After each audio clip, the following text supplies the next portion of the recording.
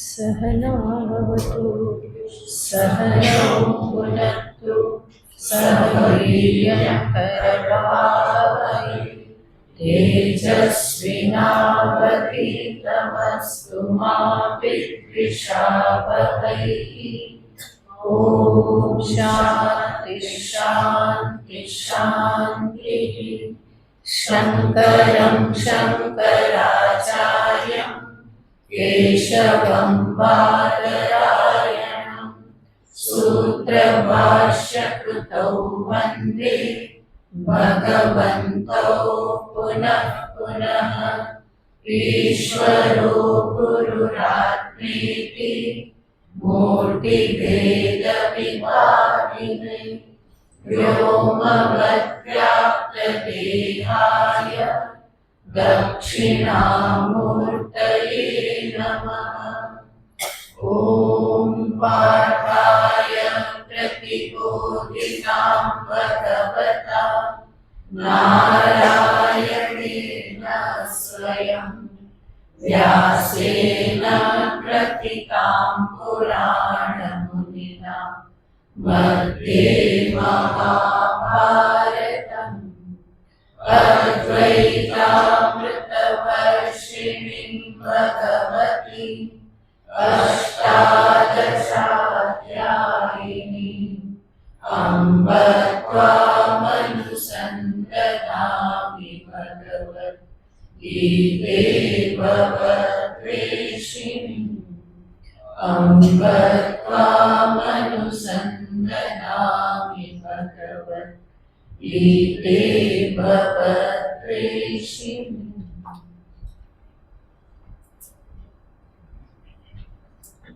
श्लोक नंबर 22। श्री भगवानुवाच प्रकाशं च प्रवृत्तिं च मोहमेव च पाण्डव न द्वेष्टि सम्प्रवृत्तानि न निवृत्तानि काञ्चति उदासीनवदासीनो गुणैर्यो न विचाल्यते गुणा वर्तन्त इत्येव यो वदिष्यति नेङ्गते समदुःखसुखस्वस्थः समलोष्टाश्मकाञ्चनः तुल्यप्रिया प्रियो धीरः तुल्यनिन्दात्मसंस्तुतिः मानापमानयोस्तुल्यः तुल्यो मित्रारिपक्षयोः सर्वारम्भपरित्यागी गुणातीतः स उच्यते मां च यो व्यभिचारेण भक्तियोगेन सेवते सगुणान् समतीत्यैतान् ब्रह्मभूयाय कल्पते।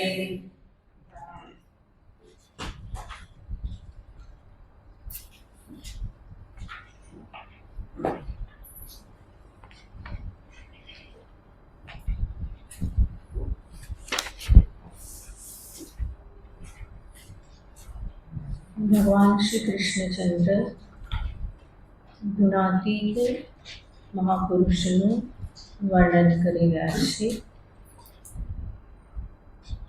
જેમાં એમણે કહ્યું કે આવા ગુણાતીત મહાપુરુષ કેવા હોય, જેમાં અનેક ગુણોનું નિરૂપણ કર્યું. એ બધા ગુણોમાં એક છે ઉદાસીનતા, બીજું છે અંતરનું અવિચલન, ત્રીજું છે અસંગતા. આ જે કંઈ પણ કહેવામાં આવ્યું, દ્વંદ્વોમાં સમતા, માનાપમાનયો તુલ્ય, નિંદા સ્તુતિમાં તુલ્ય, આ જે પણ કહેવામાં આવે છે એ બધા જ ગુણો સ્વસંવેદ્ય છે. આત્મ પ્રત્યક્ષ છે. બીજું કોઈ જાણી શકતું નથી. કોઈના અંતરમાં કેટલી ઉદાસીનતા છે બીજાને ખબર ના પડે, કેવી અસંગતા છે એ બીજાને ખબર ના પડે, કેટલી સમતા છે, કેટલી હદે એ બીજાને ખ્યાલ ના આવે, પણ પોતે જ જાણી શકે, સ્વસંવેદ્ય છે. અને એટલા માટે જે કંઈ પણ ગુણો કહેવામાં આવે એને બીજામાં જોવાના ન હોય, પરંતુ પોતાનામાં જ એને જોવાના છે. જ્ઞાનીના ગુણો છે છતાં પણ સાધકે એને પોતાનામાં જોવાના છે. આદર્શ તરીકે જોવાનું છે કે મારે અહીંયા પહોંચવાનું છે, અને સાથે સાથે હું જ્યાં છું ત્યાંથી મારે શું કરવાનું છે વિચારી અને એ ઉપાય કરવાના હોય. એટલા માટે જ ભગવાન આ બધા ગુણોનું નિરૂપણ કરે છે. આ ગુણોનું નિરૂપણ કર્યા પછી આગળ અર્જુને પ્રશ્ન પૂછેલો હતો કે આ ગુણાતીત અવસ્થા કેવી રીતે પ્રાપ્ત થાય. ભગવાન એનો ઉપાય દર્શાવતા કહેશે કે અવ્યભિચારેણ ભક્તિ યોગેન યહ મામ સેવતે, જે અવ્યભિચારી ભક્તિ યોગથી મારું સેવન કરે છે એ આ ગુણાતીત અવસ્થાને પ્રાપ્ત કરે છે.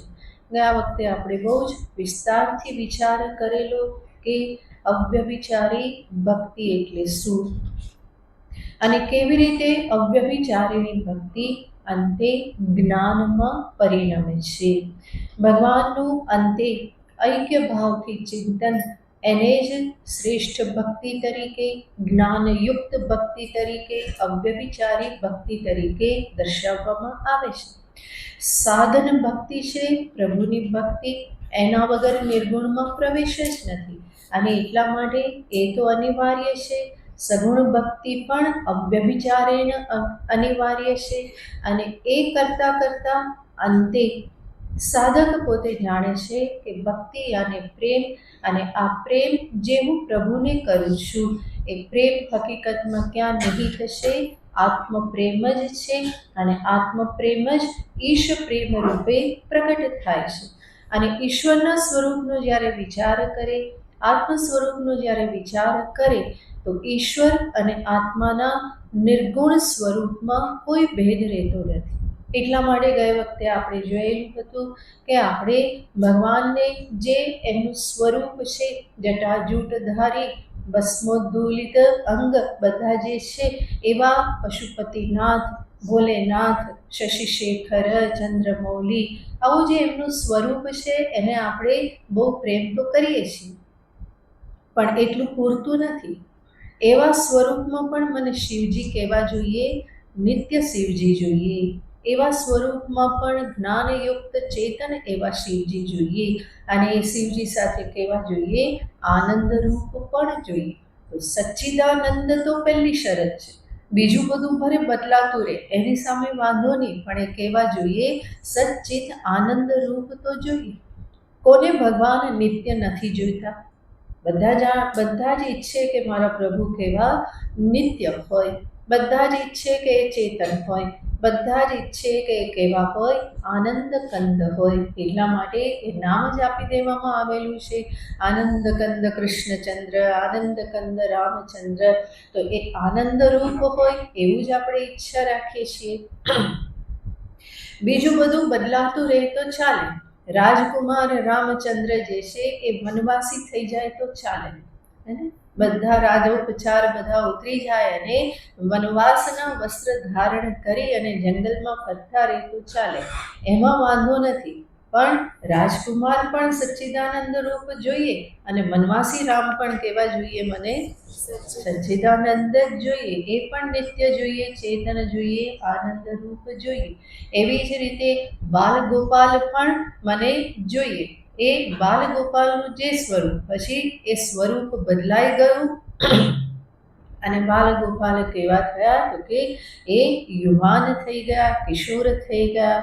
તો એ પણ મને કહેવા જોઈએ સચ્ચિદાનંદ. બાલ ગોપાલ પણ કહેવા જોઈએ સચ્ચિદાનંદ જ જોઈએ. તો એમાં તો કોઈ ફેર પડતો નથી. તો અંતે પરમાત્માનું સ્વરૂપ, ભગવાનનું સ્વરૂપ કેવું છે? મૂળભૂત સ્વરૂપ સચ્ચિત આનંદ સ્વરૂપ છે. બીજું બધું જે છે એ ઔપાધિક છે અને એમાં કંઈ ફેરફાર થાય તો કોઈ તકલીફ નથી, પણ સચ્ચિદાનંદમાં કંઈ ફેરફાર થવો જોઈએ નહીં, એક કણી પણ ખરવી જોઈએ નહીં. એવા પ્રભુ મને કહેવા જોઈએ જે નિત્ય નિરંતર સદા સર્વત્ર સર્વદા કહેવા છે સચ્ચિદ આનંદરૂપ છે. હું મને કેવો પસંદ છું? મારે પણ હંમેશા રહેવું જ છે. ક્યારેય પણ મારો અભાવ થાય એવું હું ઈચ્છું નહીં.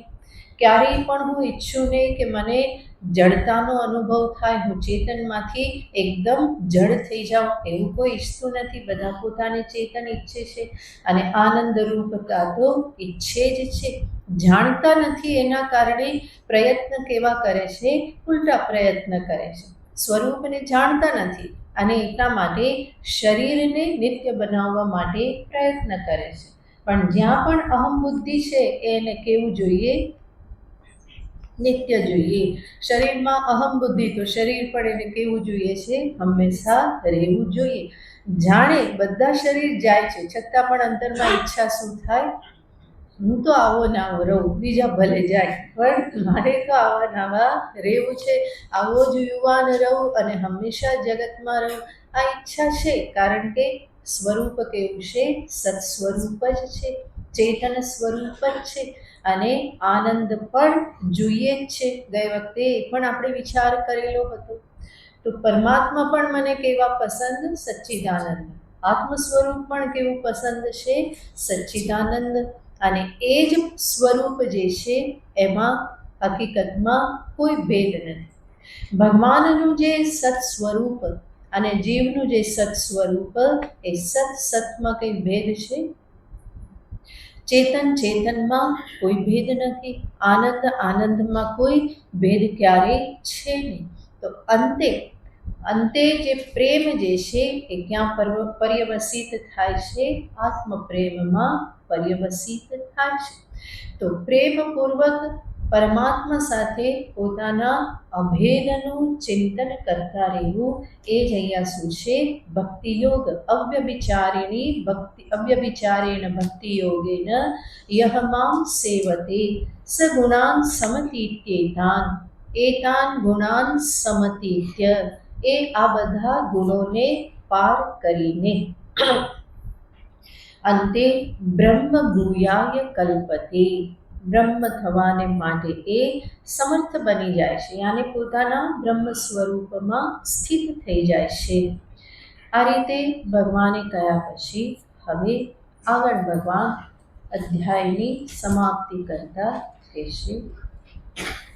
બ્રહ્મણો હિ પ્રતિષ્ઠાહમ બ્રહ્મણો હિ પ્રતિષ્ઠાહમ અમૃતસ્યાપ્યયસ્ય ચ અમૃતસ્યાપ્યયસ્ય ચ શાશ્વતસ્ય ચ ધર્મસ્ય શાશ્વતસ્ય ચ ધર્મસ્ય સુખસ્યૈકાન્તિકસ્ય ચ સુખસ્યૈકાન્તિકસ્ય ચ બ્રહ્મણો હિ પ્રતિષ્ઠાહમ અમૃતસ્યાપ્યયસ્ય ચ શાશ્વતસ્ય ચ ધર્મસ્ય સુખસ્યૈકાન્તિકસ્ય ચ.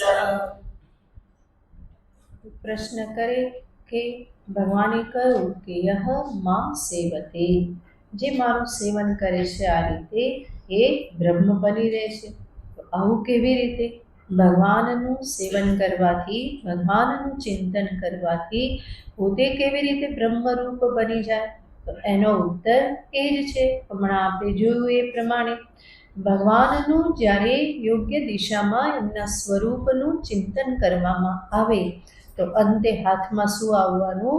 સચ્ચિત આનંદ જ હાથમાં આવશે. ઔપાધિક જે કંઈ પણ છે એ બધું જ બદલાતું રહેશે, એક પછી એક બધું બદલાતું રહે. આજે આ સ્વરૂપ, કાલે એ સ્વરૂપ, અલગ અલગ સ્વરૂપ હોય. ભગવાન શિવજી ધ્યાનસ્થ પણ બેઠેલા હોય અને ક્યારેક મા પાર્વતીની સાથે એ વિહાર પણ કરતા હોય, ક્યારેક રુદ્ર સ્વરૂપ પણ ધારણ કરી લે સૃષ્ટિના સંહારને અર્થે.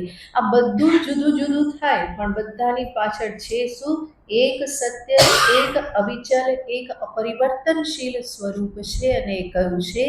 બધા સ્વરૂપમાં શિવજી કેવા છે? સચ્ચિદાનંદ.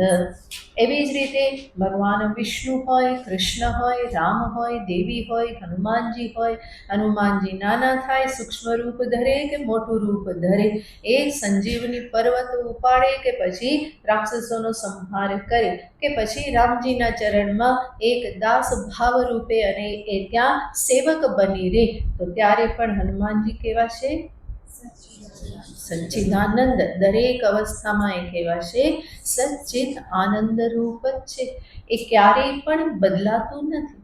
તો પરમાત્માનું વાસ્તવિક સ્વરૂપ જ્યારે ચિંતન કરવામાં આવે તો ત્યાં પણ જે કંઈ પણ પરિવર્તનશીલ છે એને એક બાજુ રાખીને જોઈએ તો હાથમાં શું આવે?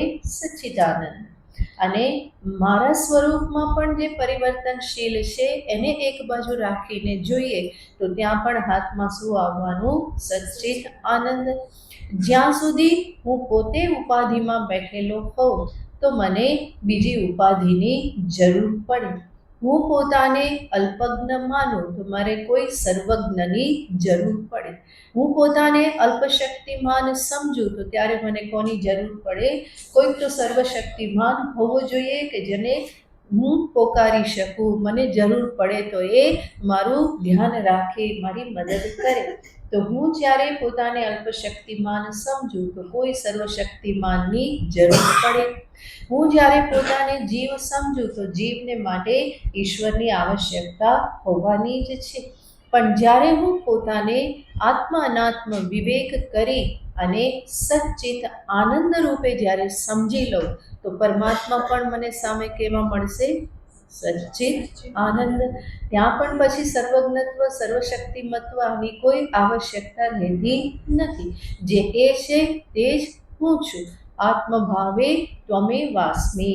આત્મભાવે જે તમે છો એ જ હું છું. તો પરમાત્મા આત્મ સ્વરૂપ અને પરમાત્મા સ્વરૂપ આમાં કોઈ જ ભેદ નથી. એટલા માટે પરમાત્મા સ્વરૂપનું ચિંતન કરે, યોગ્ય રીતે એનું સેવન કરે તો અંતે એ પોતાને પણ કેવી રીતે ઉપલબ્ધ કરે છે? એ જ બ્રહ્મ સ્વરૂપે, સચ્ચિદાનંદ સ્વરૂપે ઉપલબ્ધ કરે છે. ભગવાન અહીંયા વિલક્ષણ વાત કરે છે. બ્રહ્મણો હિ પ્રતિષ્ઠા અહમ અમૃતસ્ય અવ્યયસ્ય ચ. બ્રહ્મ માટે બધા વિશેષણ છે. અમૃત, અવ્યય, શાશ્વત ધર્મરૂપ અને એકાંતિક સુખ સ્વરૂપ. એવું જે બ્રહ્મ જે છે એની પ્રતિષ્ઠા અહમ. પ્રશ્ન કરે કે આપનું સેવન કરવાથી બ્રહ્મને કેવી રીતે પામે? તો પરમાત્મા કૃષ્ણ શું કહેશે કે બ્રહ્મની હું પ્રતિષ્ઠા છું. એટલા માટે મારું સેવન કરે તો અંતે ક્યાં પહોંચે? બ્રહ્મને જ પામે. જે કંઈ પણ સગુણ છે, સવિકલ્પ છે, એ સર્વની પ્રતિષ્ઠા કોણ છે? નિર્ગુણ નિર્વિકલ્પ સ્વરૂપ, એ જ એની પ્રતિષ્ઠા છે. સર્વ કંઈ ઔપાધિક છે. સર્વ ઔપાધિકની પ્રતિષ્ઠા શું છે? જે નિરુપાધિક છે એની પ્રતિષ્ઠા છે. તો ભગવાન અહીંયા કહેશે કે જે કંઈ પણ સગુણ, સાકાર, સવિકલ્પ જે કંઈ પણ છે એ સર્વની પ્રતિષ્ઠા હું છું. અને બ્રહ્મ સ્વરૂપ જે છે, બ્રહ્મણ અહમ પ્રતિષ્ઠા. ભગવાન અહીંયા કહેશે કે બ્રહ્મની પણ પ્રતિષ્ઠા કોણ છે? હું છું. એનો અર્થ હકીકતમાં હું કોણ છું? બ્રહ્મ સ્વરૂપ છું. જે નિર્ગુણ નિરાકાર બ્રહ્મ જે છે એ હકીકતમાં મારું પોતાનું પારમાર્થિક સત્ય સ્વરૂપ છે. અને એ નિર્ગુણ નિર્વિકલ્પ સ્વરૂપને પામવાને માટે જ પરમાત્મા જીવની સમક્ષ સગુણ સાકાર ઔપાધિક રૂપે પ્રગટ થાય છે, જેનું આલંબન લઈ અને અંતે એ પરમાત્માના સાચા સ્વરૂપ સુધી પહોંચી શકે. ભગવાનના જે કંઈ પણ અવતાર છે એ અવતાર શેના માટે છે? મુખ્યતયા તો કે જીવને એના નિર્ગુણ સ્વરૂપ સુધી પહોંચાડવા માટે. જરૂર અવતારનું પ્રયોજન છે સંભવામી યુગે યુગે પરિત્રાણાય સાધુનામ. આ જે કંઈ પણ પ્રયોજન કહેવામાં આવે છે એ તો છે જ, પણ સાથે સાથે શું છે તો તમે પણ પહેલાં સાંભળેલું છે કે પ્રભુના અવતાર જે છે એ અવતાર શેના માટે? તો કે એક અર્ચા વિગ્રહ સમર્પિત કરવાને માટે. અર્ચા વિગ્રહ યાને જેનું ભજન જીવ કરી શકે, જેની સેવા પૂજા કરી શકે, જેની સાથે નાતો જોડી અને જગતના નાતાઓ એ છોડી શકે એવું એક રૂપ પરમાત્મા ધારણ કરે છે કે જેની સાથે રહી અને અંતે જીવ કોને સમજી શકે? પરમાત્માના અને પોતાના સચ્ચિદાનંદ સ્વરૂપને સમજી શકે. તો આના અર્થે જ ભગવાન આ બધા રૂપ ધારણ કરે છે. ભગવાન કહેશે બ્રહ્મણો હિ પ્રતિષ્ઠા અહમ. બ્રહ્મ કે જે સ્વરૂપ સચ્ચિદ આનંદ સ્વરૂપ, બ્રહ્મનું લક્ષણ જ આ બતાવવામાં આવે છે. બ્રહ્મ શું છે? તો સ્વરૂપ લક્ષણ બતાવવામાં આવે. સત્યમ જ્ઞાન અનંતમ બ્રહ્મ. તૈત્તરીય ઉપનિષદમાં કહે છે સત્ય, જ્ઞાન અને આનંદ સ્વરૂપ, અનંત સ્વરૂપ બ્રહ્મ છે. આવી જે બ્રહ્મનું જે લક્ષણ છે સચ્ચિદાનંદ સ્વરૂપ, એ સચ્ચિદ આનંદ સ્વરૂપ બ્રહ્મ, એની પ્રતિષ્ઠા કોણ છે? ભગવાન કહે છે હું પ્રતિષ્ઠા છું. આ જ વાક્યને સંતો બીજી રૂપે પણ દર્શાવે છે કે બ્રહ્મની પ્રતિષ્ઠા કોણ છે? તો કે અહમ બ્રહ્મની પ્રતિષ્ઠા છે. પહેલા જે કહ્યું અહમ, તો અહમ યાને કોનો? તો કે ભગવાનનો અહમ. ભગવાન કહે છે કે હું બ્રહ્મની પ્રતિષ્ઠા છું. અને બીજો અર્થ કે જે અહમ, સર્વનો જે અહમ છે, જેને આત્મ સ્વરૂપે ઓળખવામાં આવે, એ અહમ જ શું છે? બ્રહ્મની પ્રતિષ્ઠા છે. એનો અર્થ શું? એનો અર્થ છે કે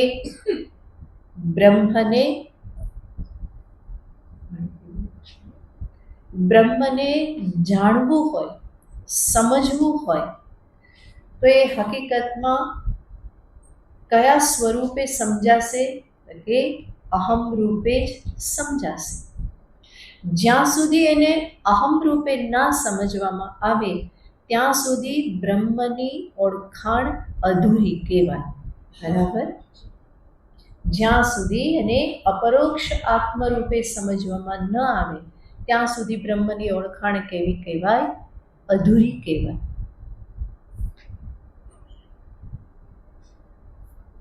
જે સચ્ચિત આનંદ સ્વરૂપ જે આપણે કહીએ છીએ, હકીકતમાં એ સ્વરૂપને હું મારાથી બહાર ક્યાંય અનુભવ કરી શકતો નથી. ચૈતન્યનો અનુભવ હું મારાથી છોડી, મને છોડીને બીજે ક્યાંય કરી શકું નહીં. હું પોતે જાણું હું ચેતન છું અને ચૈતન્યને હું સ્વયં અપરોક્ષતયા અનુભવ કરું છું. અન્યત્ર ક્યાંય હું ચૈતન્યનો અનુભવ કરું નહીં. બીજે બધે હું ચૈતન્યનું અનુમાન માત્ર કરું. એટલા માટે શરીર હલતું હોય તો આપણે શું કહીએ? ચેતન છે, હજુ જીવે છે. બીજું કંઈક જોયું હોય ને હલતું હોય તો આપણે કહીએ કે એ ચેતન છે. પણ હલે છે, ક્રિયા છે, એના આધારે આપણે શું કરીએ? અનુમાન કરીએ છીએ. પોતાના માટે અનુમાન કરવું પડે? પોતાના માટે અનુમાન નથી કરવું પડતું કે હું ચેતન છું કે જડ છું કે શું છે, એવું અનુમાન કરવું પડતું નથી. હું જીવું છું કે નહીં એવું અનુમાન કરવું પડે? બીજાએ કરવું પડે. અને બીજા ખોટું અનુમાન કરે કે આ તો ગયો, તો પણ આપણે શું કહીએ? ના ના, હું તો હજુ શું કે છે. ગમે એટલા રિપોર્ટ આવે અને રિપોર્ટમાં આવે કે આ ગયા, પણ જ્યાં સુધી હું છું એવું હું કહું ત્યાં સુધી કોઈ મને હટાવી શકે નહીં. એના માટે કોઈ રિપોર્ટની જરૂર નથી, બીજા કોઈ ટેસ્ટની જરૂર નથી. હું પોતે જ એના માટે પ્રમાણ છું. મારો જ અનુભવ છે. હું એ ચેતન સ્વરૂપ છું જ. તો ચૈતન્યનો અનુભવ હુંને છોડીને બીજે ક્યાંય થતો નથી. આનંદનો અનુભવ હુંને છોડીને બીજે ક્યાંય થતો નથી. હું જ અનુભવી શકું. બીજો આનંદમાં છે કે નહીં એ હું પોતે સમજી શકું નહીં. ઘણીવાર માણસ દુઃખી હોય તો પણ બહારથી વધારે હસે, તો એ આનંદમાં છે કે દુઃખમાં છે કે ખબર પડે નહીં. અને ક્યારેક આપણે ઉલટા જ એનાથી બહુ જ ઉલટો જ આપણું અનુમાન પડતું હોય છે. પણ આપણને પોતાને ખબર છે, હું બહારથી હસું કે રડું જે કરું તે, પણ હું શું છું એ મને પોતાને અનુભવમાં આવે જ છે. તો મારે મારા માટે ક્યારેય પણ અનુમાન કરવું પડતું નથી. હું સૂતો કે નહીં કોને ખબર પડે? હા, હું સૂતો કે નહીં કોને ખબર પડે? બીજા કોઈ કહી ન શકે, કારણ કે સુવાનો ઢોંગ થઈ શકે. પેલા 4 વાર બોલાવે તો પણ આપણે જવાબ ના આપીએ અને એને એવું લાગે કે આ સૂઈ ગયો. પણ મને પોતાને ખબર છે કે હું સૂતો કે નહીં, હું જાગું છું કે નહીં, હું પોતે જ અનુભવ કરી શકું. તો આ બધું જ જે છે કે જે કેવળ મને પોતાને જ અનુભવમાં આવે. સચ્ચિત આનંદ પણ મને જ પોતાને અનુભવમાં આવે. તો સચ્ચિદાનંદ બ્રહ્મ છે, પણ એ બ્રહ્મ જ્યાં સુધી અનુમાનનો કે કલ્પનાનો વિષય રહે ત્યાં સુધી એ મારાથી દૂર છે. પણ જ્યારે એને હું અહમ રૂપે સમજું તો ત્યારે સચ્ચિદાનંદ હું જે છું એ જ કોણ છે? બ્રહ્મ છે. તો હું પોતાને સચ્ચિત આનંદ રૂપે અનુભવ કરું ત્યારે જ બ્રહ્મ સમજમાં આવ્યું કહેવાય.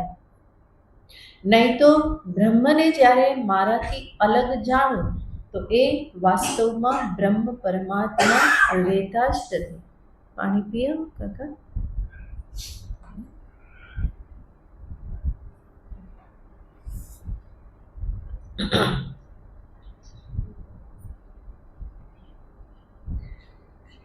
બ્રહ્મનું સ્વરૂપ દર્શાવવામાં આવે કે એ સર્વવ્યાપક છે. સર્વવ્યાપક છે અને જો મારામાં ના હોય તો એ સર્વવ્યાપક કહેવાય? ના કહેવાય. તો મારા વગરનું બ્રહ્મ કેવું? અધૂરું.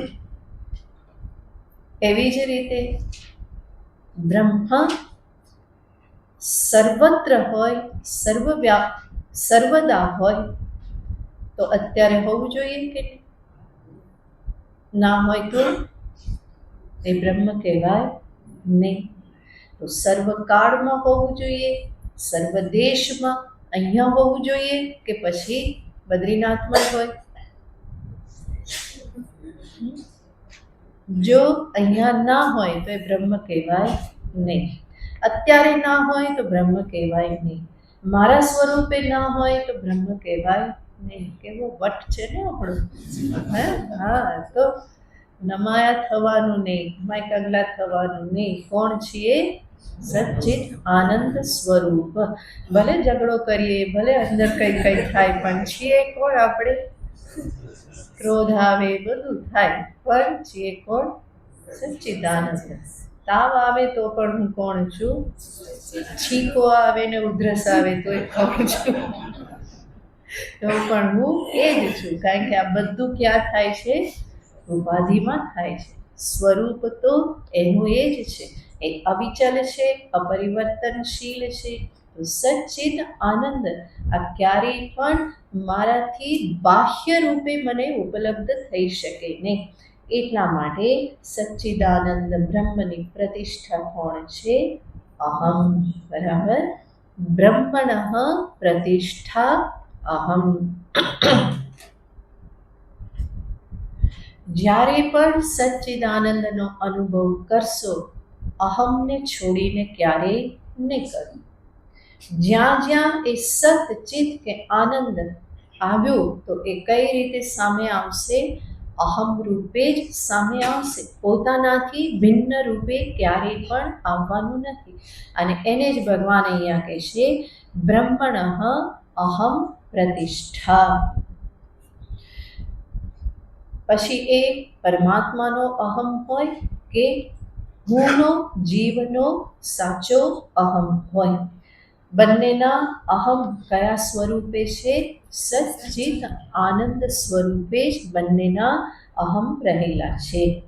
હા, જ્યારે જ્ઞાન નથી જીવને ત્યારે એ અહમમાં બીજું ઘણું બધું ભેળવી દે છે. અને એટલા માટે જે વાસ્તવિક અહમ જે છે એ પકડાતો નથી અને બીજા બધા સહિત જ એ હંમેશા સામે આવે છે.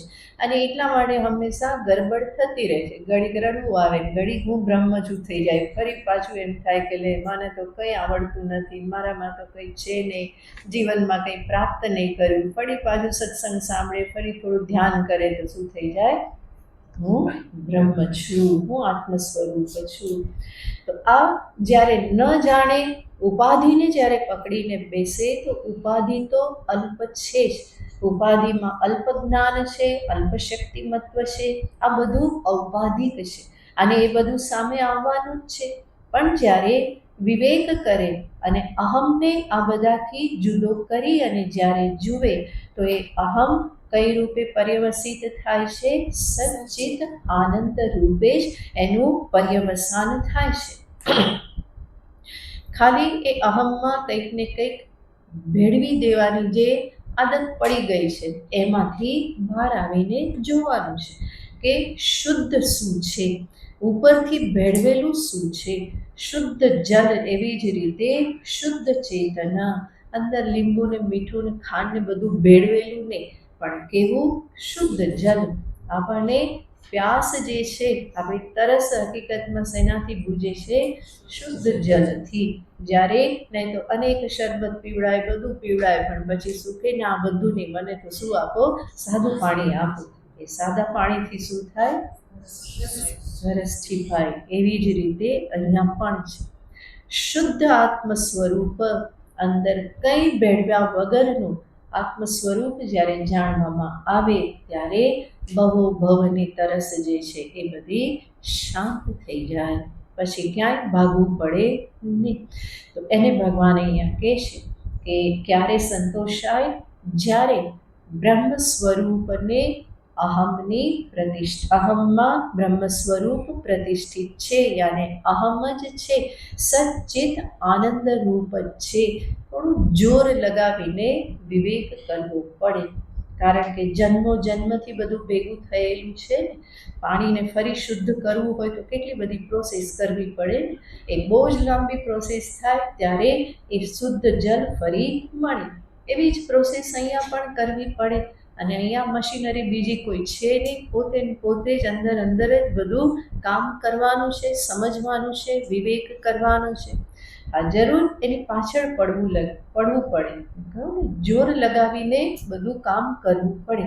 જેવી રીતે ધન કમાવવા માટે જોર લગાવો છો, જેવી રીતે બીજી વિદ્યા પ્રાપ્ત કરવા માટે જોર લગાવો છો, જેવી રીતે જગતના બીજા વિષયો આદિ પ્રાપ્ત કરવામાં જોર લગાવો છો, વર્ષો સુધી મહેનત કરો છો, એના માટે કેટલા બધા કષ્ટ સહન કરો છો. એટલી મહેનત અને એટલા કષ્ટ જો અહીંયા સહન કરવાની તૈયારી હોય તો ભગવાન પરમાત્મા તો બહુ સરળ છે, એ મળી જ જાય. પહેલાં કરતાં ઓછા વર્ષો કાઢવા પડે, પણ એવી નિષ્ઠા સાથે કામ થતું નથી. જેટલી નિષ્ઠા ધન કમાવવા માટે કે બીજી વિદ્યા પ્રાપ્તિ માટે જેટલી નિષ્ઠા આપણે બતાવીએ એટલી નિષ્ઠા બ્રહ્મજ્ઞાન માટે બતાવવામાં આવતી નથી. ત્યાં એવું લાગે છે થોડું કરવાથી મળી જવું જોઈએ, આટલી બધી મહેનત કેમ કરવી પડે, થોડું કરીએ અને મળી જવું જોઈએ. અને નહીં તો કે બસ ગુરુજી તમે કૃપા કરી દો ને અમારે કંઈ કરવું જ નહીં, તમારું તપ ને તમારી સાધના બસ એમાં અમારું પણ સાથે સાથે કામ થઈ જાય. તો કૃપા કરો, આશીર્વાદ આપો, ધબ્બો મારી દો, બસ કામ થઈ જાય. એવું અહીંયા કંઈ થતું નથી. બીજાનું જ્ઞાન તમને માર્ગદર્શક બને, પણ તમારે પોતાએ જ તમારી અવિદ્યાની નિવૃત્તિ કરવી પડે. મારા માટે બીજો કોઈ સૂઈ શકે નહીં, મારા માટે બીજો કોઈ ખાઈ શકે નહીં, એ મારે જ કરવું પડે. એવી જ રીતે મારી અવિદ્યાની નિવૃત્તિ મારે પોતાએ જ કરવી પડે. ગુરુના અંતરમાંથી અજ્ઞાન દૂર થયું છે, એનાથી મારું અજ્ઞાન દૂર નહીં થાય. હા જરૂર, એ અજ્ઞાનને દૂર કરવાના ઉપાય શું, એ માર્ગે કેવી રીતે ચાલવું, આ બધું ગુરુ બતાવી શકે, પરંતુ ચાલવું તો પોતાએ પડે ને. એ ઉપાય જીવનમાં પોતાએ અપનાવવા પડે, ત્યારે મારા અંતરની અવિદ્યા દૂર થાય. તો ભગવાન અહીંયા કહે છે, અહમ જે છે એ જ હકીકતમાં સચ્ચિદાનંદની પ્રતિષ્ઠા છે. પ્રતિષ્ઠા છે યાને હકીકતમાં એ બ્રહ્મ સ્વરૂપ જ છે. જેમ કહેવામાં આવે કે સર્પની પ્રતિષ્ઠા કોણ છે? રજ્જુ. ઘડાની પ્રતિષ્ઠા કોણ છે? માટી. એવી જ રીતે બ્રહ્મની પ્રતિષ્ઠા શું છે? કે અહમ છે. અહમ રૂપે જ બ્રહ્મ હંમેશા ઉપલબ્ધ થાય. મારું જ પોતાનું સ્વરૂપ છે અને એને આત્મસાત કરવું રહ્યું. શાંતિથી બેસી વિચાર કરવું રહ્યું. અનાત્માને એક બાજુ હટાવી જે નિત્ય છે એને પકડતા શીખવું રહ્યું. બહિર્મુખતાને છોડી એકાગ્રતાપૂર્વક સૂક્ષ્મ તત્વને પકડવું પડે છે. વૃત્તિ જ્યાં સુધી બહિર્મુખ હોય ત્યાં સુધી એ પકડાતું નથી. બહિર્મુખતાના કારણે હંમેશા ભેળસેળ થતી રહેવાની છે. જ્યારે અંતર્મુખ થાવ તો ધીમે ધીમે વિવેક કરતા કરતા અંતે ખ્યાલ આવે કે મારું પોતાનું સ્વરૂપ શું છે, કોને હું હટાવી શકું છું અને કોને હું હટાવી શકતો નથી. દેહ, ઇન્દ્રિય, મન, પ્રાણ, બુદ્ધિ, બીજી જે કંઈ પણ ઉપાધિઓ છે એ બધાને હું એક બાજુ કરી શકું, પરંતુ જેને હું એક બાજુ કરી ના શકું એ જ મારું સ્વરૂપ છે. અને એ શું છે? કે ચૈતન્ય. હું મને પોતાને ચેતન રહિત ક્યારેય અનુભવ કરતો નથી. હંમેશા ચૈતન્ય રૂપે જ અનુભવ કરું છું. તો આ વિવેક કરવો પડે. ફરી ફરીને એ સંસ્કાર લાવવા પડે, વિપરીત સંસ્કારને દૂર કરવા પડે. ત્યારે સ્પષ્ટ રૂપે સમજાઈ જાય કે બ્રહ્મ સ્વરૂપ હકીકતમાં એ અહમ રૂપે જ છે. અહમને છોડીને બ્રહ્મ પરમાત્મા ક્યાંય નથી. આ જ બ્રહ્મ સ્વરૂપને માટે ભગવાન બધા વિશેષણ વાપરે છે. અમૃત, અમૃત સ્વરૂપ છે. અમૃતસ્ય બ્રહ્મણઃ. બ્રહ્મની છઠ્ઠી વિભક્તિ છે, એટલા માટે વિશેષણ બધા છઠ્ઠી વિભક્તિમાં છે. અમૃતસ્ય અવ્યયસ્ય ચ. અમૃત યાને અવિનાશી, જેનું મૃત્યુ નથી એ અમૃત, અવિનાશી.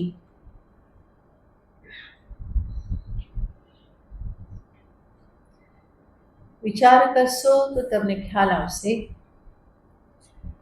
મેં પોતે ક્યારેય મારા મૃત્યુનો અનુભવ કર્યો નથી. કર્યો છે? આમ તો તમે કહો કે કેટલા જન્મ લીધા અને કેટલી વાર મર્યા, પણ ક્યારેય તમે પોતાએ તમારા મૃત્યુનો અનુભવ કર્યો નથી. કારણ કે થયું જ નથી ક્યારે. મૃત્યુ કોનું થયું છે? દેહ છૂટેલો છે. હકીકતમાં દેહ જ માત્ર છૂટે છે. અજ્ઞાનીનો સ્થૂલ દેહ છૂટે છે, સૂક્ષ્મ દેહ સહિત જીવ આગળ પ્રયાણ કરે છે. જ્ઞાની જે છે એના અજ્ઞાનીનો સ્થૂલ દેહ છૂટે છે અને જ્ઞાની જે છે એના સ્થૂલ અને સૂક્ષ્મ બંને છૂટી જાય છે. આગળ પ્રયાણ કરવા પણ રહેતું નથી. અને આમ પણ મૃત્યુ એટલે શું છે? સ્થૂલ દેહનું મૃત્યુ અને પંચભૂતમાં એ મળી જાય છે. સૂક્ષ્મ દેહનું મૃત્યુ યાને ત્યારે જ્ઞાનીનો સૂક્ષ્મ દેહ પણ એના સૂક્ષ્મ પંચ મહાભૂતમાં મળી જાય છે. તો મૃત્યુ કોનું?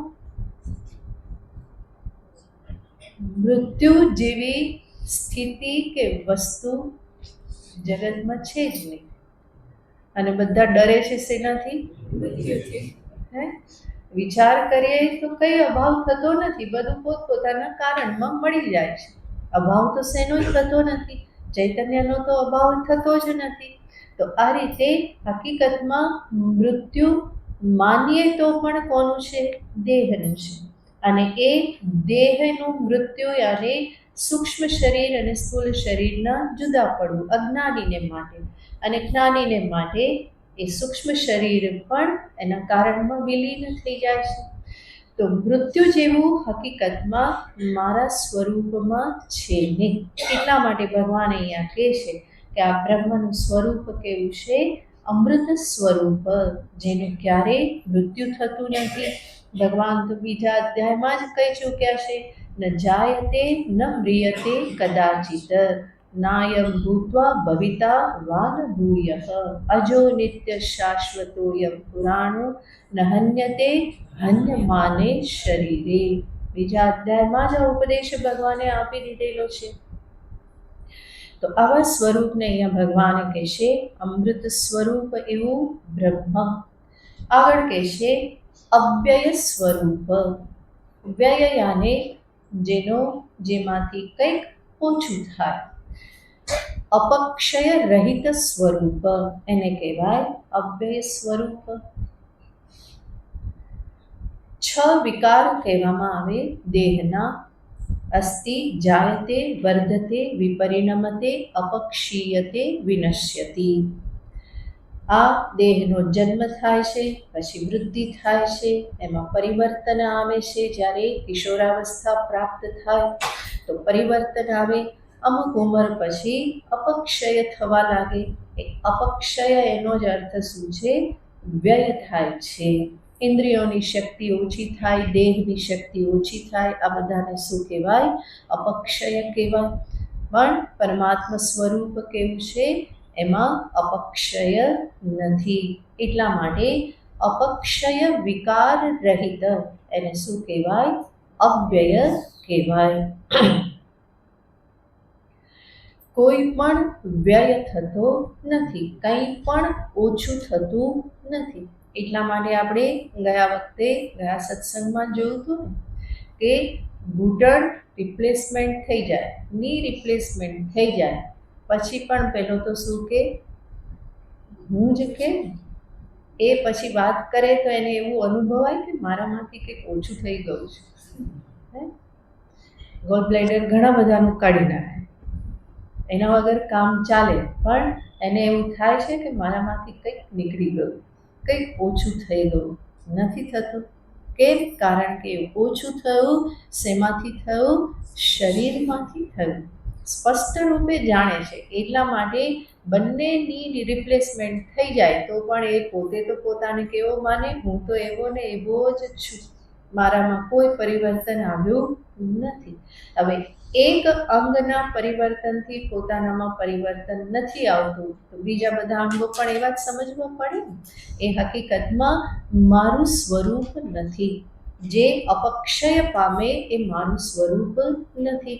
તો એને અહીંયા ભગવાન કહેશે અવ્યયસ્ય બ્રહ્મણઃ. ત્રીજું કહેશે શાશ્વતસ્ય ચ ધર્મસ્ય. શાશ્વત યાને એ જ નિત્ય, અપરિવર્તનશીલ. અપરિવર્તનશીલ, સનાતન એવું જેનું સ્વરૂપ છે.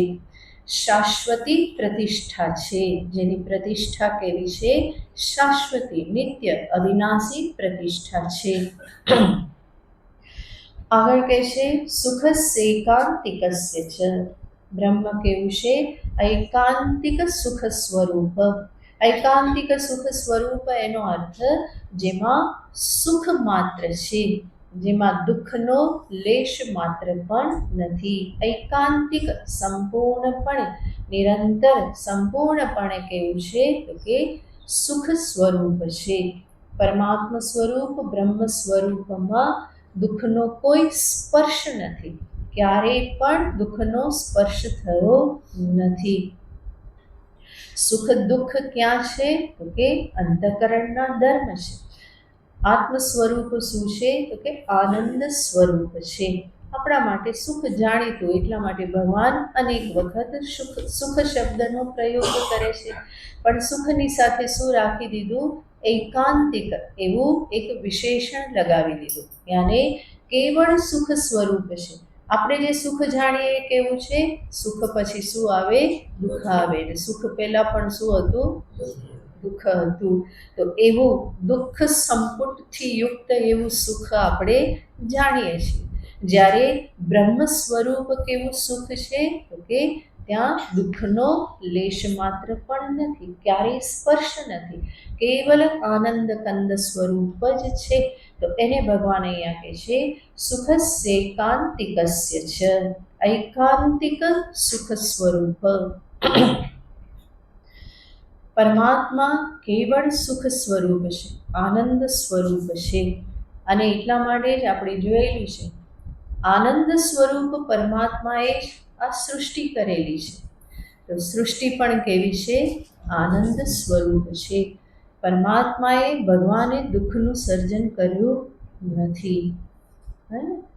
જેવી રીતે મૃત્યુ એક આપણે માની લીધેલું ને એનાથી જ બહુ ડરીએ છે, એવી જ રીતનું આ દુઃખ છે. પરમાત્માએ દુઃખનું સર્જન કર્યું નથી. દુઃખ શેના કારણે થાય છે? તો કે જીવના પોતાના અવિવેકના કારણે એ પરિસ્થિતિને દુઃખદ માને છે. બાકી પરમાત્માએ કોઈ દુઃખનું સર્જન કર્યું નથી. ઘણા બધા કહે ભગવાન આવી સૃષ્ટિ કેમ બનાવી, ભગવાને આટલું બધું દુઃખ કેમ રાખ્યું? ભગવાને દુઃખ રાખ્યું જ નથી, કારણ કે એમની પાસે છે જ નહીં. દુઃખ છે જ નહીં તો પછી સૃષ્ટિમાં એ દુઃખ લાવે ક્યાંથી? એ તો સુખ સ્વરૂપ જ છે. તો સૃષ્ટિમાં દુઃખ આવે જ નહીં. માટીમાંથી ઘડો બને, એ માટીમાંથી જે ઘડો બન્યો એમાં બીજું કંઈ આવી શકવાનું નહીં, માટી જ આવવાની છે. સુખ સ્વરૂપ પરમાત્મામાંથી સૃષ્ટિ થઈ, તો સૃષ્ટિ પણ કેવી છે? સુખ સ્વરૂપ જ છે. પણ એને જોતા આવડતું નથી, અને એટલા માટે જીવ પોતે શું કરી દે છે? દુઃખની સૃષ્ટિ કરે છે. પંચદશીમાં તમે ચોથા પ્રકરણમાં તમે સાંભળેલું જ છે.